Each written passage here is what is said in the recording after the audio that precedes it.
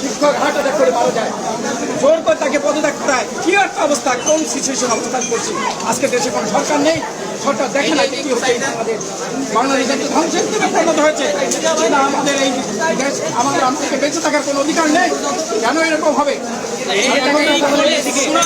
একটা কলেজ, এই কলেজটাকে এভাবে ধ্বংস করা হয়েছে।